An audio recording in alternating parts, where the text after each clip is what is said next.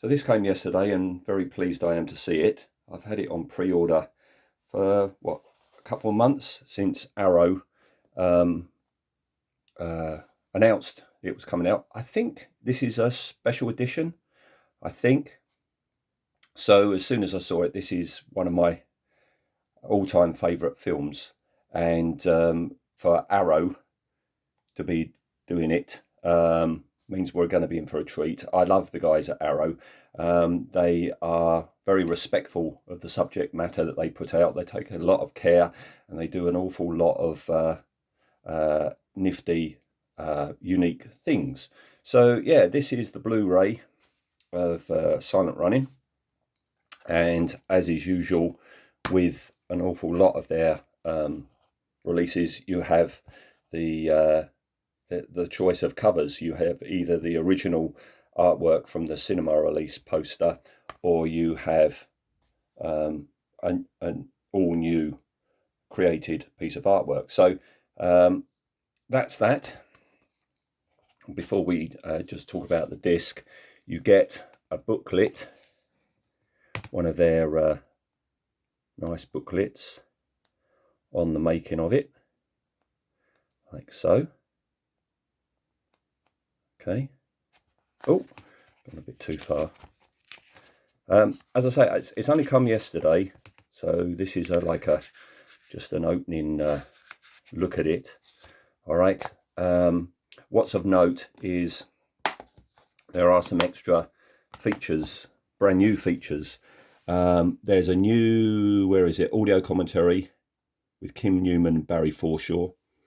The audio commentary, that's on the existing version.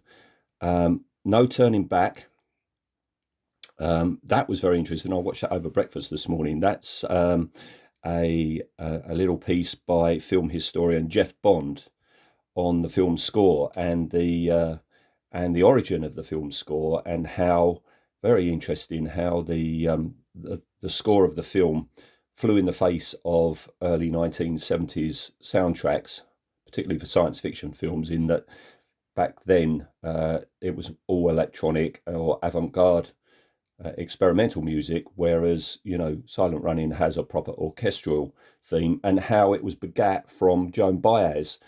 Joan Baez, her musical contribution with the songs actually spawned the soundtrack that we know. So that was very interesting. And this was very, very interesting. First Run, an essay by writer and filmmaker John Spira, exploring the evolution of Silent Running screenplay.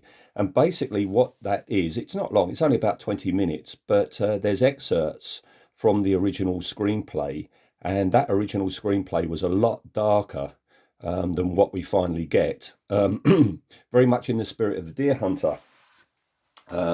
As the documentary says, the two guys that wrote the screenplay went on to co-write The Deer Hunter. And there are similar themes between this version of Silent Running and Deer Hunter, in that you have this loner, washed out, jaded loner, rebelling against the government's decisions. Okay, and Freeman Lau in the original screenplay, he's not a passionate environmentalist.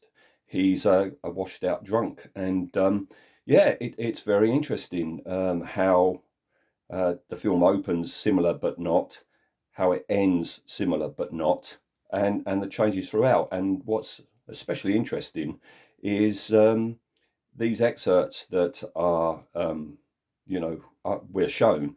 It's illustrated in comic book panels by Simon Colby, a terrific artist, known over here in the UK mainly for his work on 2000 AD. And it's really good because Simon has drawn these variant characters in this original version, but he's also still used, the hardware and the design of the original. So that's very interesting. And that's as far as I've got. The other extras on there, like the archival of their time documentaries, are all still on here. Okay, so what you've got the Blu-ray edition with all the extras that were on the Blu-ray edition, plus extras, so that's why I had to have it. And normally that would supplant my original one, but this is something that always happens with me with the Hammer films. I've already got Silent Running on Blu-ray. This is the edition put out by Eureka a few years back, okay? And all the extras that are on it are now on this new one. But, I can't take this to the charity shop because, again, with Eureka, you have the booklet. But the booklet of Eureka has far more interesting, at least to me, photos than the Arrow one, in that there's an awful lot of photos and illustrations from the making of Silent Running, the special effects of Silent Running. See, there's an early version of the drones. So it's not a hardship to keep two versions and have two versions on the shelf. But there's no way that I'm going to have that one and not have that one. And if in future another version comes along with even more, then I'm going to be buying that. Isn't that right? Nod, nod.